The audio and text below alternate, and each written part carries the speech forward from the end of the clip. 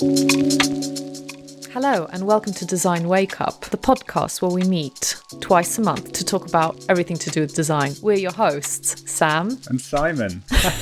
Sam did the intro this week, but you might notice that we're missing a Marco. A Marco? A Marco is missing from the podcast. Marco is jet setting as always, so he couldn't join us today, but he'll be back next week, I'm sure. Sam, what are we talking about? I think we were going to talk today about job titles in design. Exactly. Interesting. Well, I think it's an interesting topic. It was my idea. It was your idea. It was.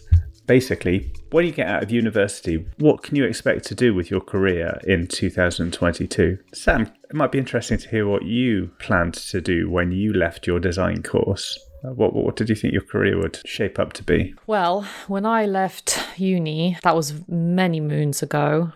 Many. There were probably about 3 options. I could be a junior designer, a midweight designer, or a senior designer. Oh, graphic designer actually, wasn't it? It was junior graphic designer at that point. Whereas now, with the amount of different job titles, it's very hard to...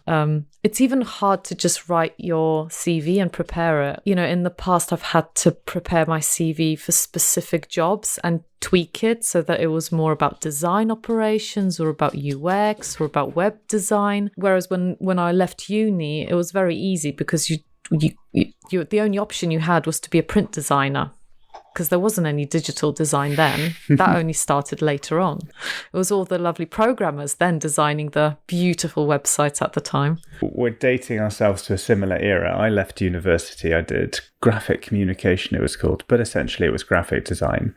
And my course, it was, funnily enough, it didn't prepare me at all for getting a job in the real world. It was almost a fine art degree, but applied to graphic design. You kind of realised during the course that to get a job afterwards, you needed to get some job experience. And I got that from one of my guest tutors, actually. He had his agency in Cardiff, and I went to work with him for a week after I'd finished my degree, and basically I got all of the experience that I needed to get my first job from him. But yeah, graphic designer. I went to work for a company that sold vans, and every single week I would just update their advert that would go into Auto Trader and the newspaper. What a job. I know.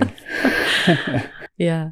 I think I had a similar story. So I did my uni in Poland at the Academy of Fine Arts, but they'd opened a few years prior the graphics specialization. It literally was called graphics, not computer graphics, not design, not whatever, just graphics. So there was a lot of fine art in there. I had painting, sculpture, photography, all of that.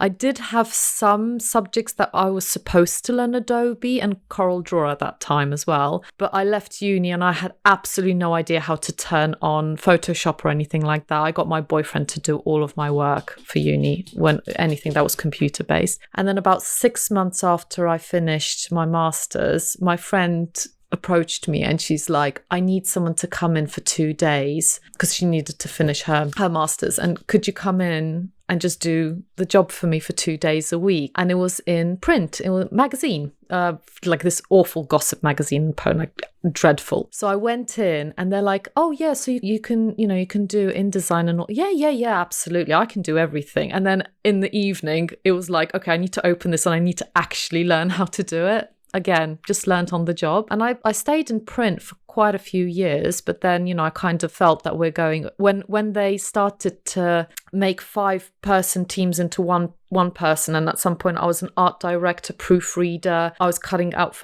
doing everything. I was like, I think this is going down the wrong path. I think I need to look into web. So I started to go into digital. But I have a friend that friend, she's still there. She's still in that gossip magazine. So it's funny how our paths went in completely 2 separate directions. So I can imagine there are proper old school typesetters out there that are really into typography, and they're working on really obscure hipster magazines that sell for £30 a pop. They're released once every 3 months or something.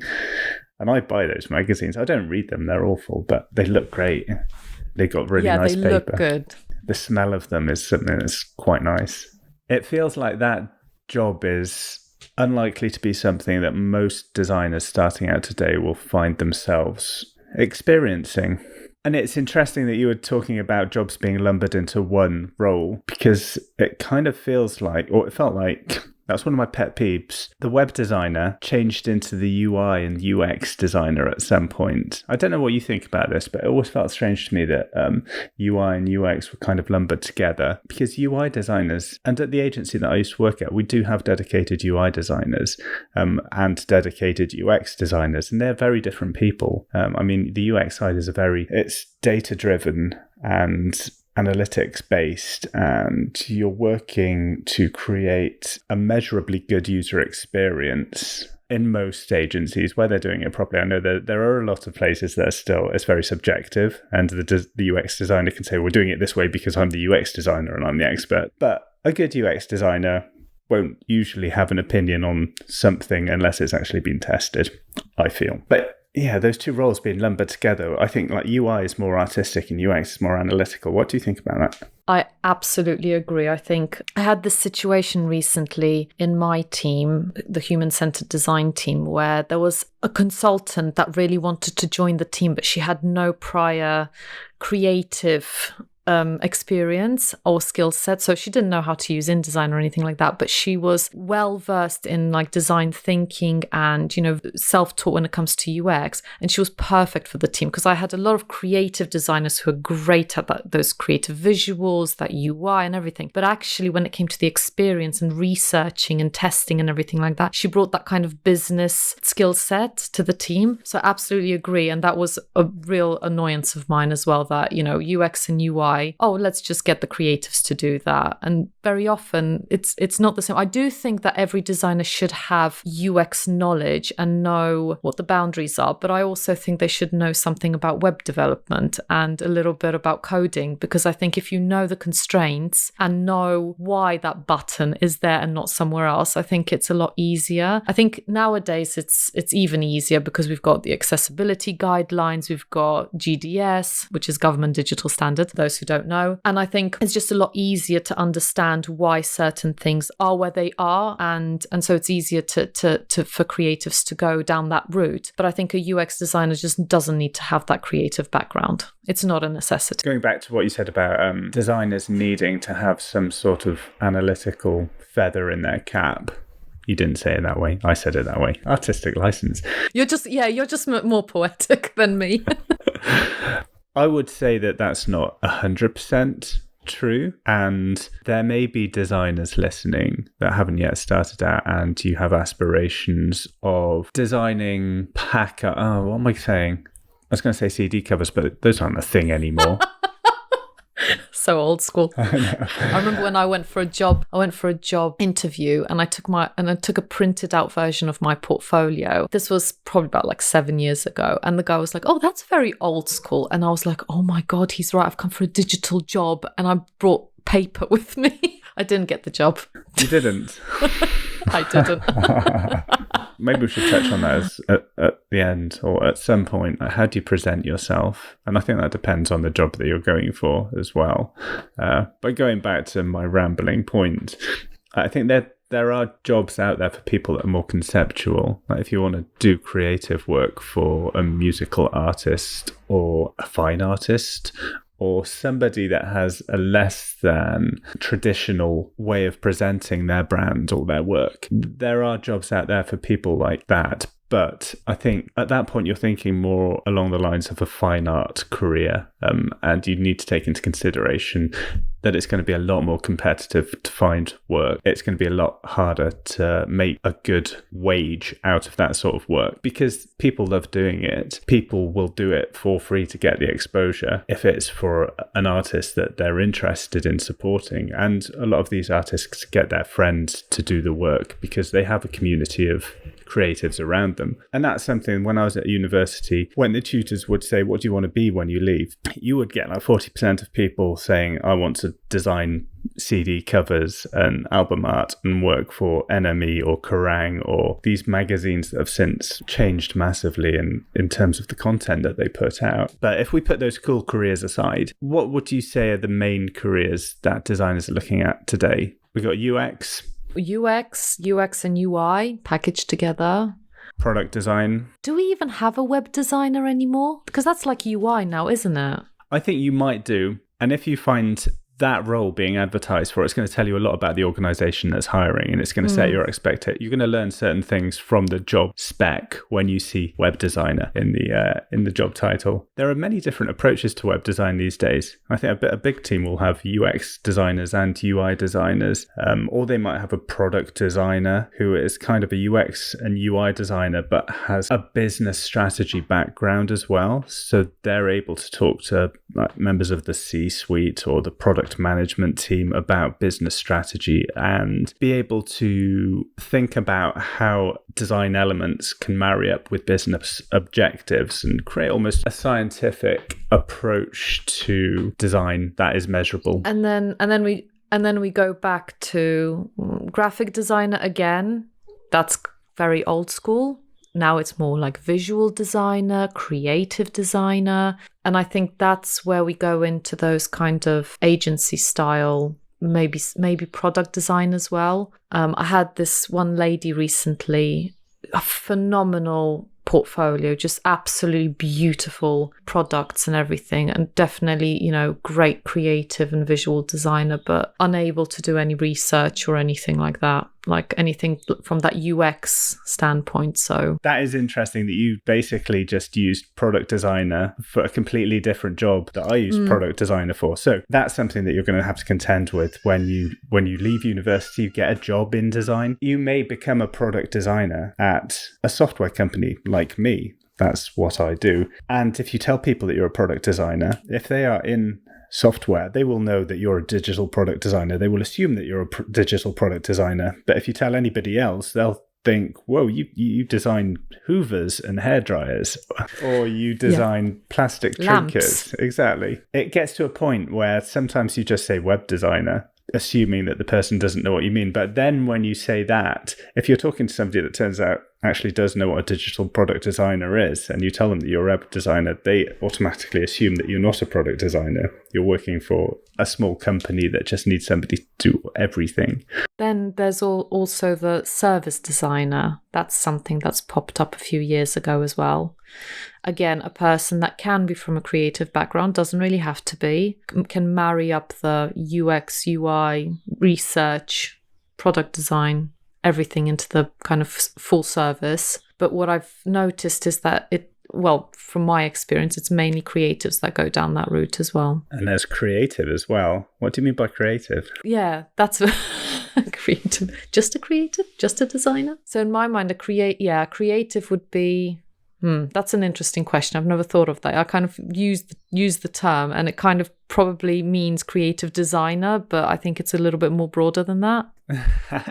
So I think what you're witnessing is, even in design circles, two people have been in the design industry with combined experience of a few years.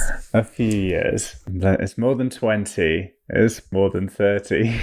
But it depends on the circles that you move in, what the different role means and what you'll be expected to do. So that's a key thing that I think you need to do, is when you're looking for jobs, is really understand what you want to be doing and try and find the roles that will enable you to do that.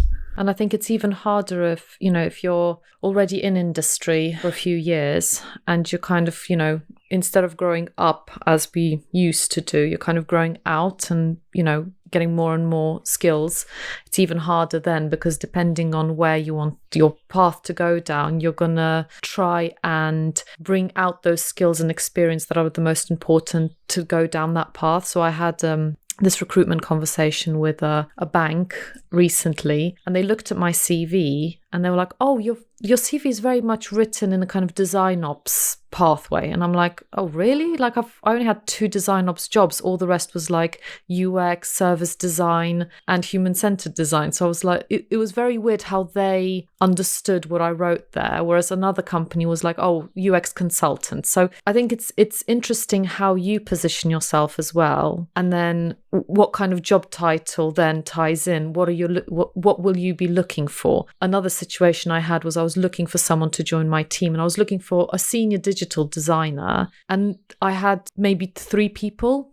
send in their CVs. And when I just got rid of the digital and just left senior designer a few months later, loads of people started to send in their CV. So it was very interesting where the job spec was exactly the same, but you could see that just adding that digital and kind of focusing in on a slice of a more broader topic, suddenly you had a lot less people, engaging with you. Job specs are interesting things, and going back to the UI UX thing, if you really read a job spec, you can kind of get a good understanding of what you're going to be working on at a certain company. For example, if the job spec is mostly talking about UX design, like research, prototyping, wireframing, talking to stakeholders and customers, and then there's small parts of mocking up or presenting compositions, you can make a fairly safe assumption that you will be doing mostly UX work, and they just want somebody that could potentially help out with UI work.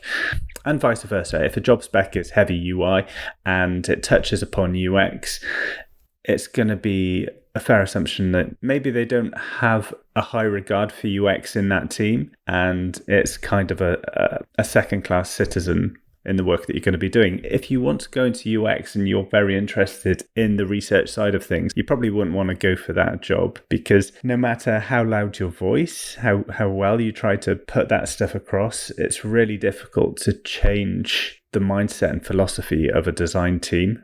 And I think the wider company as well, like time and again, you work for a company that has a design team, but is completely not design led, has no design principles. And, that team is just there to do as I like to call it, the pixie dusting. So you go in, you're supposed to be a digital designer or UX designer or whatever, but you end up just tidying up PowerPoints and helping out, the development team with creating some low fidelity wireframes, which is also it can be a really fun job as well, because you learn stakeholder engagement. Sometimes these companies allow you to grow out the team. So I've had this situation where I went into a company that really wasn't design led, but they allowed me to expand the skill set of the team. And it was predominantly print, but I was able to add a lot of digital skills and capabilities, and then go out and get some cool, at that time, very cool iPads and do some really cool presentations for the sales team to use. And it was really fun. So,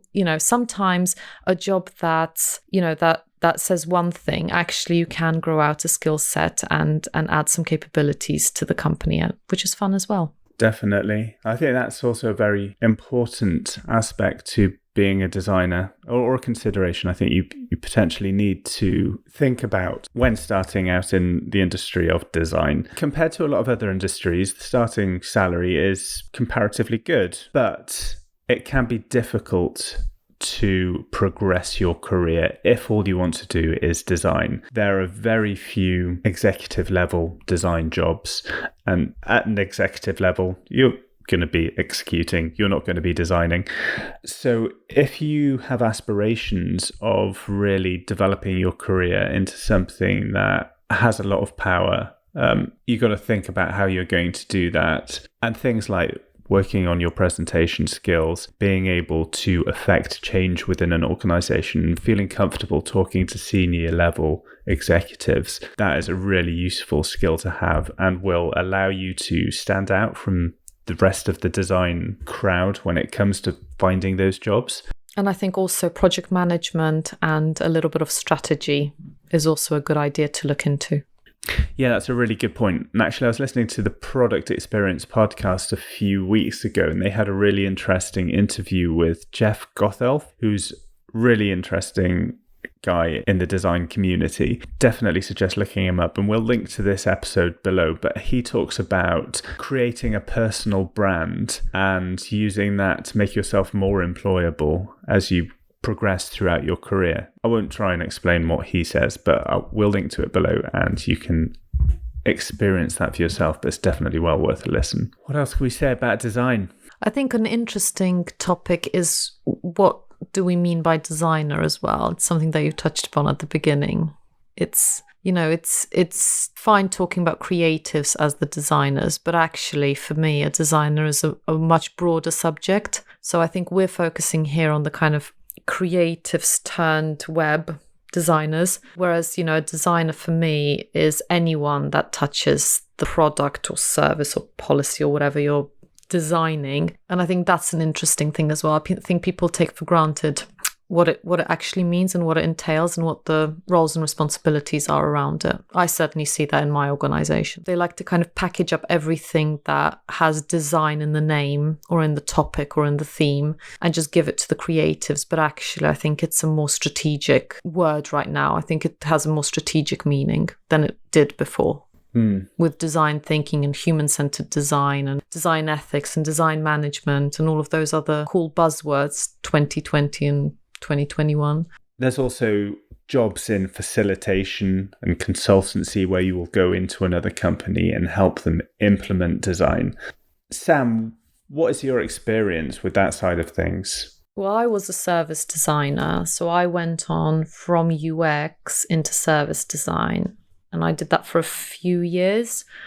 I think it was one of my favorite jobs out of the whole kind of corporate creative designer jobs. I think service design was one of my favorites.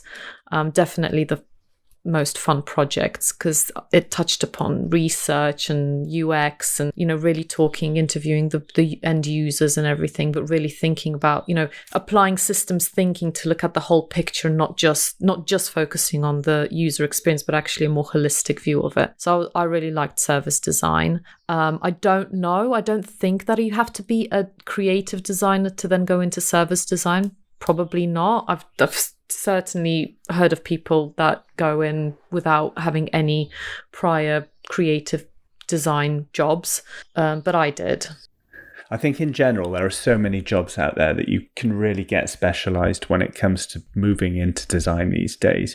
And I think the key thing from my perspective is to really do your research, read about the things that interest you. If you're really into the UI side of things, you can specialize in that, but take into consideration that you may be limited with progressing your career. If you are more interested in the entrepreneurial side of things, in potentially working for a startup or creating your own agency, look into things like digital product design and product management. There are loads of resources out there. And if nothing else, listening to podcasts, reading articles, and going to meetups is going to teach you how to talk the talk, which is half the battle when it comes to doing these jobs. Fake it till you make it. Exactly. Also, think about getting a mentor. I know that the Interaction Design Foundation right now helps you kind of UX designers that are just entering the industry and kind of pairs them with mentors as well. That's a good thing to do because a mentor, they've got a lot of experience. They can tell you a lot of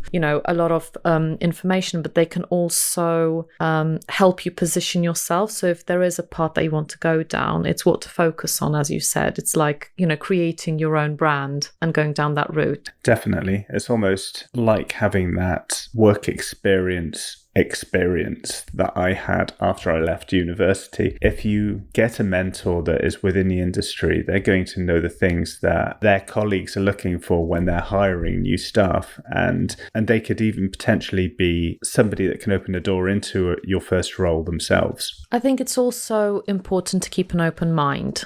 Very often the job specs that you see online, they have a lot of jargon, they have a lot of different bullet points, and just don't be afraid to apply for a role even if you think you only have 80% of the skills required, because very often you'll pick them up very quickly. And I always say that a combination of Google, common sense and helpful people will get you a long way, even if you don't know everything on day one.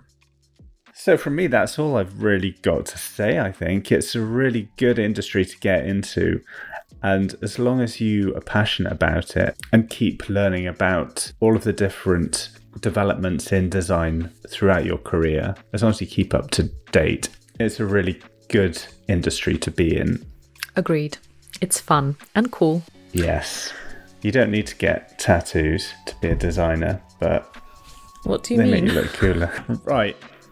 That's enough of me wittering on. Have you got anything to add, Sam? Any wise nuggets? Just rate, review and subscribe if you like the podcast. You can find us on Instagram at design.wakeup. Our website is designwakeup.com, and you can also find us on Twitter at design_wakeup.